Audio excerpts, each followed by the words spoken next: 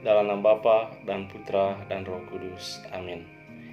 Allah Bapa yang Maha Baik, kami bersyukur karena Engkau memberi kami perlindungan, Engkau menjaga kami, dan Engkau memberikan yang terbaik kepada kami.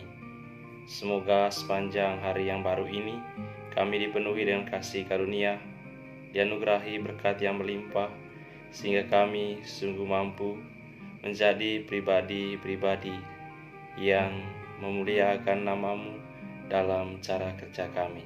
Engkaulah Allah kami, kini dan sepanjang segala masa. Amin. Dalam nama Bapa dan Putra dan Roh Kudus. Amin. Saudaraku yang terkasih, selamat pagi, berkat Tuhan untuk kita semua. Allah tidak tinggal diam. Dalam bacaan pertama hari ini, di sana dikisahkan mengenai Nabi Elia yang berhadapan dengan nabi-nabi palsu. Elia adalah nabi Allah. Kuasa Allah bekerja di dalam dirinya.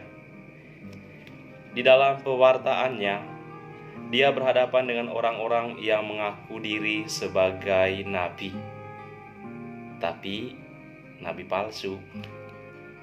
Mereka ini selanjutnya kita sebut sebagai nabi palsu, pengikut Baal. Mereka menyembah Baal. Pertarungan dimulai antara nabi palsu melawan Elia, nabi Allah. Lalu Elia berkata, "Baiklah, diberikan kepada kami 2 ekor lembu jantan. Biarlah nabi Baal memilih seekor lembu, memotong-motongnya, lalu menaruhnya di atas kayu api, tetapi mereka tidak boleh memasang api. Aku pun akan mengolah lembu yang seekor lagi, memasangnya di atas kayu api, dan aku pun tidak akan memasang api. Biarlah nabi-nabi Baal memanggil Baal, dan aku memanggil Allahku." Maka ia menjawab dengan api, "Dialah Allah." Itu tawaran Nabi Elia kepada nabi-nabi palsu. Tawaran Nabi Elia ini disetujui oleh nabi-nabi palsu itu. Lalu nabi-nabi Baal mengambil lembu dan menaruhnya di atas kayu api dan mulai memanggil-manggil nama Baal. Namun sampai sore hari tidak ada suara, tidak ada yang menjawab, tidak ada tanda. Bahkan para nabi palsu itu kerasukan. Coba bayangkan. Karena tidak ditanggapi panggilan mereka oleh Baal, akhirnya nabi-nabi palsu itu kerasukan. Giliran selanjutnya adalah Elia. Sang nabi tampil dan berkata, "Ya Tuhan, Allah Abraham, Ishak dan Israel, pada hari ini biarlah diketahui orang bahwa Engkaulah Allah di tengah-tengah Israel, dan bahwa aku ini hamba-Mu. Jawablah aku, ya Tuhanku, jawablah aku." Lalu turunlah api, menyambar habis kurban bakaran, kayu api, batu, dan tanah di tempat kurban bakaran itu. Saudara, ketika seluruh rakyat melihat kejadian itu, sujudlah mereka dan berkata, "Tuhan, dialah Allah. Tuhan, dialah Allah." Saudara, jangan salah berkorban. Itu salah satu poin yang dapat kita pelajari dari kejadian ini. Pengorbanan itu baik, tetapi kalau salah berkorban, maka dampaknya kurang baik. Nabi-nabi palsu tadi salah berkorban. Mereka berkorban pada sesuatu yang mereka tidak butuhkan. Jadi mereka berkorban pada sesuatu yang mereka tidak butuhkan. Sebab pada kenyataannya mereka butuh Allah, bukan Baal. Namun mereka berkorban justru pada Baal. Padahal mereka tidak membutuhkan Baal. Setelah mereka berkorban pada Baal, yang mereka dapat adalah depresi dan putus asa. Mereka putus asa dan depresi karena korban mereka tidak mendapat tanggapan. Nah, saudaraku yang terkasih, dalam hidup kita, kadang kita salah berkorban. Pada akhirnya, yang kita korbankan tidak membawa manfaat apa-apa. Saudaraku yang terkasih, Baal zaman sekarang bisa berubah rupa dan beragam cara.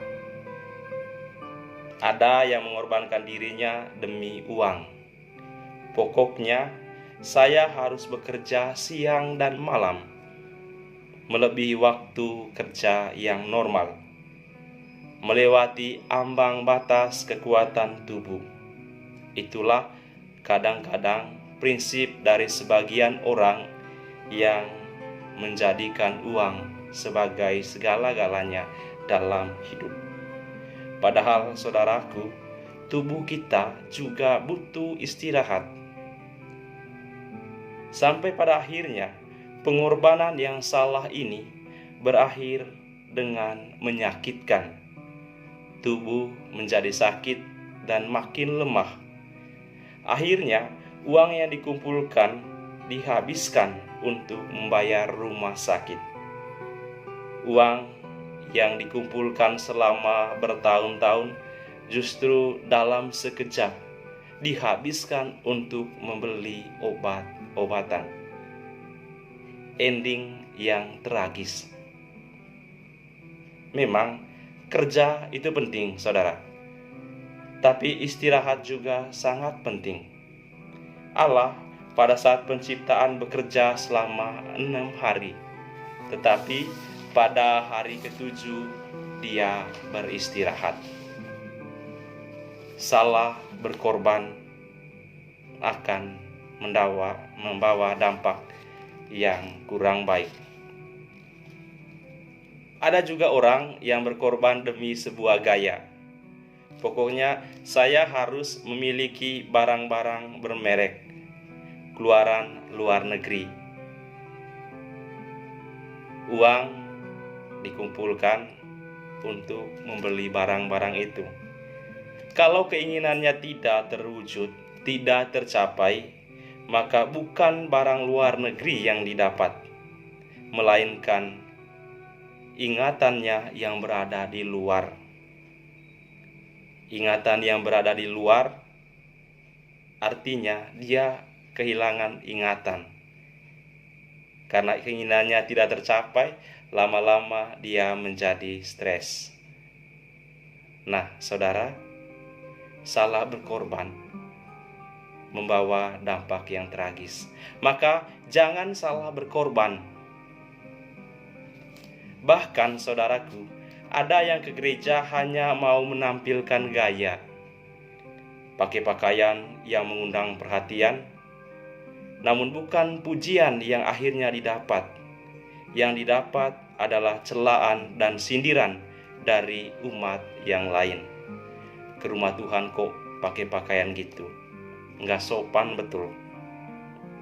Saudaraku yang terkasih, ingatlah hukum fisika.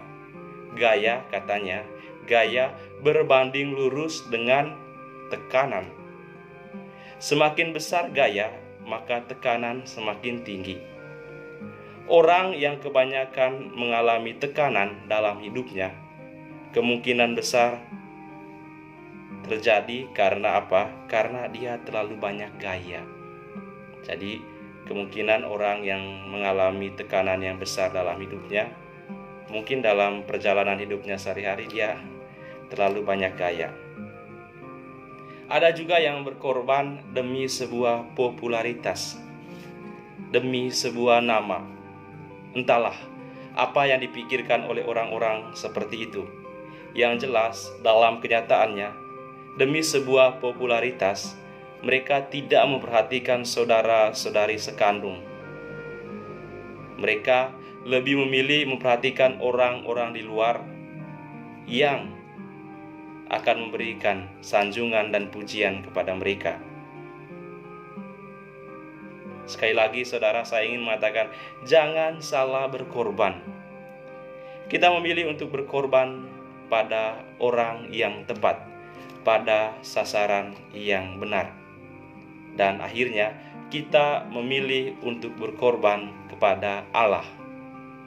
Allah yang lebih pantas mendapatkan pengorbanan kita. Bagaimana caranya? Caranya adalah pertama-tama berkorbanlah demi keluarga Anda. Berkorbanlah demi keluarga Anda. Beri waktumu untuk keluarga. Jaga hati agar keluarga merasakan pengorbananmu. Mengapa saya mengatakan ini? Karena ada orang yang aktif di luar rumah, ikut pelayanan di mana-mana, tetapi keluarga sendiri tidak diurus, anak-anak ditelantarkan. Ini sudah tidak benar. Pengorbanan yang benar dimulai dengan mengurus keluarga, memperhatikan kehidupan keluarga, baru kemudian melangkah kepada pelayanan publik. Saudaraku yang terkasih, dalam pengorbanan di dalam keluarga, bawalah keluarga Anda kepada Allah. Membawa keluarga di hadapan Allah tentu membutuhkan pengorbanan yang besar. Ego harus ditanggalkan. Kalau kita memilih Allah, maka hidup kita penuh berkat. Allah pun akan menjawab semua seruan kita. Dia akan menjawab apa yang menjadi keinginan kita. Dia akan bersuara dan dia akan memberi tanda bahwa kita akan diberkatinya. Dan akhirnya diharapkan dalam hidup kita selanjutnya, kita mengakui Tuhan, dialah Allah. Tuhan, dialah Allah. Saudaraku yang terkasih, semoga hari ini menjadi hari yang penuh berkat untuk kita, dan hari di mana kita mampu mengorbankan sesuatu yang penting demi Allah melalui kehidupan bersama. Tuhan memberkati kita semua. Amin. Mari kita menerima berkat Tuhan. Tuhan sertamu. Semoga Anda sekalian, keluarga, usaha-usaha dan niat-niat baik, komunitas, serta orang-orang yang kita cintai, dilindungi dan dibimbing oleh berkat Allah yang Maha Kuasa, Bapa dan Putra dan Roh Kudus. Amin. Terima kasih, selamat berkarya.